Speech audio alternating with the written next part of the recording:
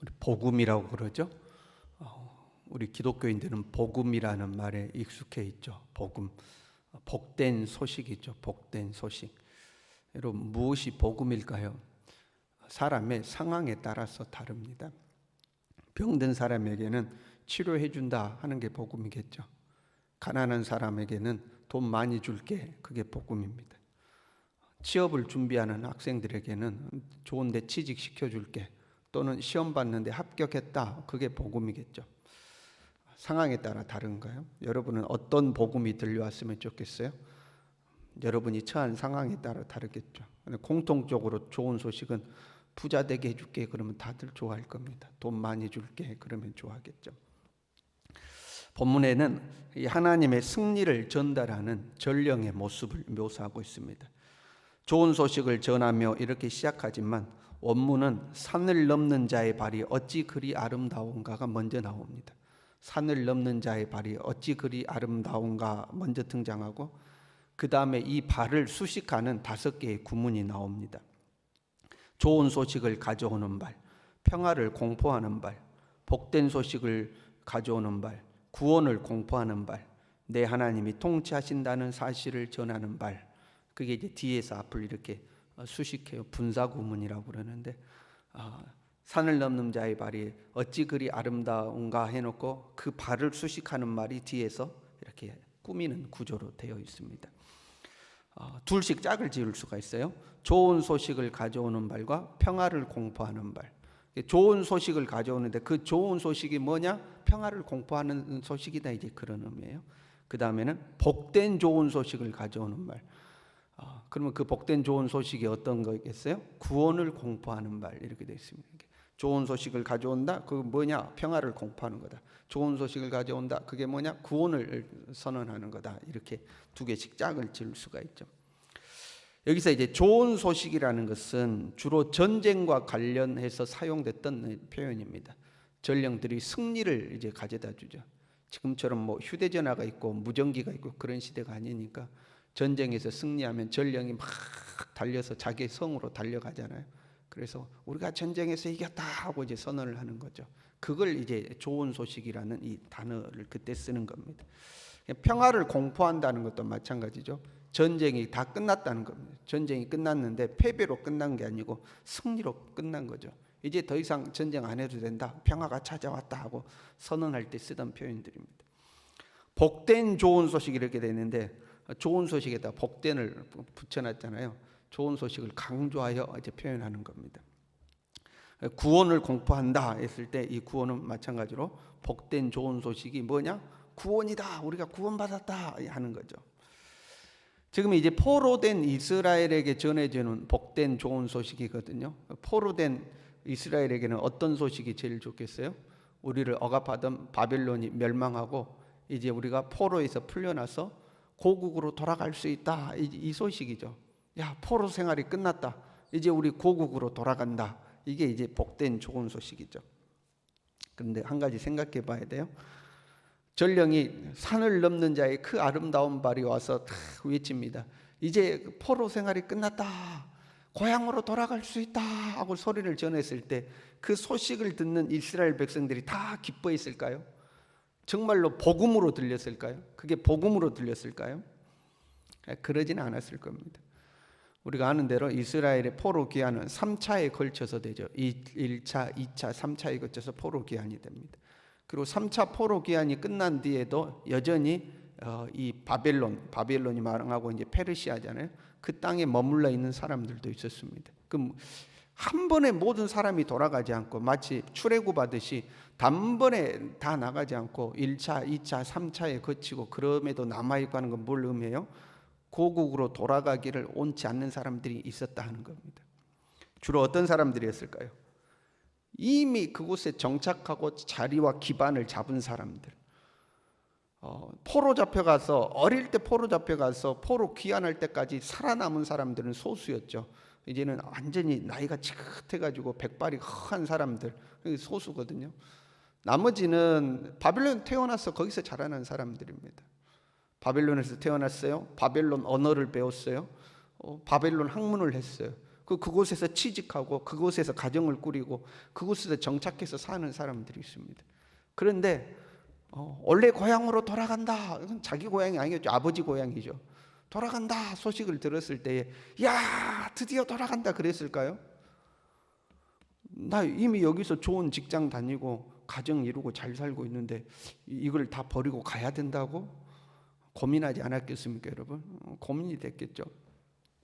기뻐하지 않는 사람들, 그러니까 복음이 복음으로 들리지 아니하고 골치 아픈 소식으로 들린 사람들이 있는 거죠. 머리 아프가 시작하는 거죠. 하나님이 보세요. 하나님이 너를 부르신다. 혹시 우리에게 이제 그런 소식이 들려온다. 말씀을 들을 때라든지 혼자 묵상하든지 누가 하나님이 너를 부르신다 그러면 하나님 너를 쓰시기를 원하신다. 하나님 앞에 네가 헌신하기를 원하신다. 그러면 하나님의 은혜 가운데 있는 사람에게는 기쁜 소식입니다. 아멘. 나 같은 죄인을 들어 사용하시니 감사합니다. 성전 문지기라도 시켜주시면 하나님 감사합니다. 감사가 되죠.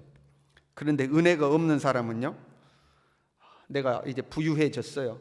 살만해졌어요. 먹고 살만해요. 세상에서도 소유가 많아서 내가 얼마든지 누리고 즐기고 살 수 있어요.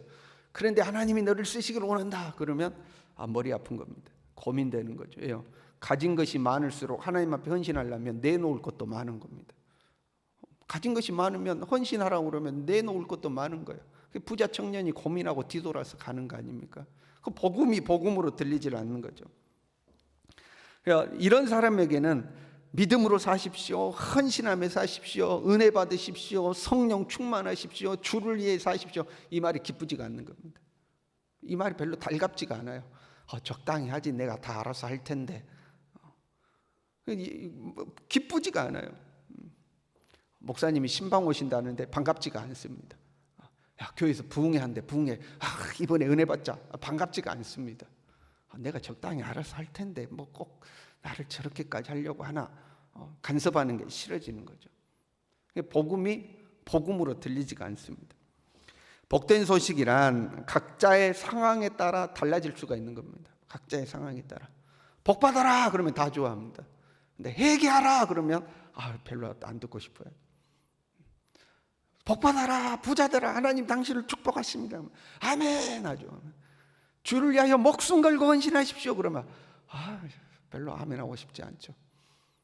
상황에 따라 다른 겁니다. 그래서 이 말씀의 방점은요, 좋은 소식을 전하는 산을 넘는 자의 아름다운 발 해가지고 다섯 가지가 있잖아요. 좋은 소식을 전하는 발, 평화를 공포하는 발, 복된 좋은 소식을 전하는 발, 구원을 선언하는 발 있잖아요. 그런데 그 방점이 어디에 있냐면 그 마지막에 있는 겁니다. 마지막은 뭐예요? 내 하나님이 통치하신다 하는 거. 복된 소식이란 네 하나님이 통치하신다, 이게 복된 소식인 거예요. 평화는 왜 옵니까? 구원은 왜 옵니까? 하나님이 통치하셔서 오는 거예요. 하나님이 통치하신다. 하나님이 통치하시기에 평화가 온다. 하나님이 통치하시기에 전쟁이 끝났다. 하나님이 통치하시기에 너에게 구원이 온다. 이거죠. 그래서 방점은 하나님이 통치하신다 하는 거예요. 그 복된 소식이란 하나님이 통치하신 게 복된 소식인 거예요. 누가 복 있는 사람이냐? 하나님의 통치 아래에 있는 사람이 복 있는 사람이에요. 사실 이거 한마디면 끝나는 겁니다. 우리의 삶에 때로는 좋은 일도 있고 안 좋은 일도 있고 오르막길도 있고 내리막길도 있는데 그때마다 하나님이 통치하고 계신다 그러면 끝난 거 아닙니까 여러분? 아무리 내게 어려움이 와도 하나님이 너를 지금 통치하고 계셔 그러면 하나님께 모든 거 맡길 수 있잖아요. 하나님이 나를 통치하신다는 믿음이 없으니까 걱정과 불안과 염려가 생기는 거죠. 하나님이 통치하신다 이 한마디면 모든 것이 끝나는 겁니다. 내가 지금 하나님의 통치 아래에 있다. 하나님 나를 다스리고 계신다. 그럼 모든 것이 사실 끝나는 거죠. 이 통치라는 말은 왕이 지배할 때 그 지배를 나타내는 말입니다. 하나님이 통치하신다 그런 것은 하나님이 나의 왕이 되셔서 나를 다스리고 계신다. 나를 지배하고 계신다 그런 말이죠. 하나님이 나의 왕이 되셔서 나를 다스리고 계신다. 끝나는 거 아닙니까 여러분? 하나님이 나를 지배하는 모든 게 끝나는 거죠. 그런데 우리는요 그 하나님에게서 벗어나려고 하는 이 본성이 있습니다. 사람이요 소유가 없고 힘이 없을 때는 누군가 힘 있는 사람의 그늘 아래 있기를 원합니다. 그 사람이 나를 지배하더라도 내가 그 사람 그늘 아래 있는 게 편하죠. 그 사람이 나의 보호막이 되어줄 거니까. 그 자녀들도 그렇잖아요. 어렸을 때는 부모의 그늘 아래 있기를 원하는 거 아닙니까? 근데 사람이 힘이 없던 사람이 힘이 생겼습니다. 소유가 없던 사람이 소유가 생겼습니다. 지위가 없던 사람이 지위가 생겼어요. 그런데 이 사람이 여전히 자기를 지배하려고 그러면 이제 기분 나쁘죠. 나도 이제 살 만큼 됐는데 나도 옛날에 내가 아니야. 근데 옛날처럼 나를 지배하려고 그러네. 옛날처럼 나한테 명령하네. 옛날에 내가 아니야. 이제 이런 마음이 생기죠. 좀 힘이 생기면 벗어나고 싶은 거예요. 자녀들도 크면 부모에게서부터 독립하려고 하죠. 자꾸 벗어나려는 본성이 있어요. 신앙적으로도 그런 거예요. 우리가 하나님의 지배를 벗어나려고 하는 이 죄악의 본성이 있죠. 아담과 하와가 그런 거 아니에요? 뱀이 그렇게 유혹한 거잖아요. 근데 왜 하나님의 지배 아래서 하냐? 네가 하나님 돼서 네 자유롭게 살아라 그런 거죠. 하나님으로부터 독립해라 그 말이거든요. 교회를 나왔어요. 교회를 나왔어도 교회를 다녀도 하나님의 깊은 은혜를 한 번도 체험하지 못하고 교회 다니는 사람이 있습니다. 이런 사람은 교회를 다녀도 절대 하나님의 지배를 받지 않습니다. 자기 기분대로 신앙생활을 하죠. 기분 좋으면 교회 나오고 기분 안 좋으면 교회 안 나오고 뭐 할 일 없으면 교회 나오고 일이 바쁘면 교회 안 나오고. 하나님의 깊은 은혜를 경험하지 않은 사람은 이 순종이라는 걸 모릅니다. 자기가 기준돼서 사는 거죠. 그런데 깊은 은혜를 받은 경험이 있는 사람인데도 은혜를 잃어버리면 하나님의 통치를 받지 않습니다. 사실은 이 사람들이 더 문제입니다. 은혜 받을 때는 처음에는 기뻤어요. 감사했어요. 나 같은 죄인 살리신 하나님의 은혜 감사에 찬양하고 기뻐도 있어요. 그런데 은혜가 점점 식어지면 이제 자기 마음대로 하려고 합니다. 신앙생활을 자기 마음대로 다녀요. 이 사람들이 사실은 더 어렵습니다. 주로 이런 사람들에게 권면하면 무슨 말을 하냐면 나도 다 해봤어 그럽니다. 나도 다 옛날에 방언도 있고 옛날에 그렇게 뜨겁게 기도도 있고 나도 옛날에 다 은혜도 받아봤어. 그 꿈쩍도 안 하죠. 나도 다 해봤어. 근데 지금은 하나님의 통치 아래 있지 않거든요. 교회는 다니지만 하나님의 지배를 받지 않는 크리스천을 육적인 크리스천이라고 부르는 거죠. 육적 크리스천이에요. 로마서 8장 5절에요. 육신을 따르는 자는 육신의 일을, 영을 따르는 자는 영의 일을 생각하나니 이렇게 되어 있죠. 육에 속한 크리스천은 교회 다녀도 영적인 일을 별로 안 하려고 그래요. 은혜 받자, 헌신하자, 봉사하자, 예배드리자, 기도하자, 선교하자, 구제하자. 그럼 별로 이런 걸 생각 안 하는 거죠. 귀찮은 거죠. 봉사도 귀찮고 헌신도 귀찮고 구제도 귀찮고 선교도 귀찮고. 그나마 다행히 있으면 가만히 있으면 다행인데 반대하는 경우도 많죠. 몰라 그런 거 하냐고. 그 사람 왜 도와주냐고. 그 선교 그거 왜 하냐고. 뭔 일을 하면 오히려 반대하는 경우가 많죠. 로마서 8장 7절에요. 육신의 생각은 하나님과 원수가 되나니 이는 하나님의 법에 굴복하지 아니할 뿐 아니라 할 수도 없음이라. 육신에 있는 자들은 하나님을 기쁘시게 할 수 없느니라. 하나님이 기뻐하시는 일을 하는 게 아니고 사람 기쁜 일을 자꾸 하려고 그래요. 사람 기분 좋은 일을 하려고 하는 거지 하나님이 기뻐하시는 일을 안 하려고. 그래서 이게 하나님의 뜻이다, 이게 하나님이 기뻐하시는 일이다 하면 뭐라고 그러냐면 너만 믿냐 나도 믿어. 너만 기도하냐 나도 옛날에 기도 다 해봤어. 너만 하나님의 인도 받냐 나도 하나님의 인도 받아. 너만 신령한 경험이 있냐 나도 다 경험해봤어. 그러면서 주님이 기뻐하시는 일을 하지 않게 돼요. 육에 속한 크리스천이죠. 복음이 아닌 거예요. 여러분, 내 자신에게 어떤 것이 기쁨과 자신을 점검할 필요가 있어요. 나에게는 어떤 게 복음이냐? 하나님이 나를 통치하신다. 이게 복음이 되느냐? 예수님이 나를 인도하고 계신다. 이게 복음이 되느냐? 야, 주님이 나를 부르셔서 사용하시는구나. 이게 복된 소식인가? 아니면 하나님 앞에 헌신합시다. 그러면 귀찮아. 나 좀 내버려 뒀으면 좋겠어. 내 신앙 내가 알아서 할 테니까 더 이상 간섭 안 했으면 좋겠어. 그러면 자기가 좀 병 들어가고 있는 건 아닌가? 영에 속한 자가 아니고 육에 속한 자로 변질되고 있지 않는가 자신을 살펴야 돼요. 야, 우리 어디 놀러 가자. 교회에서 놀러 가자. 맛있는 거 먹으러 가자.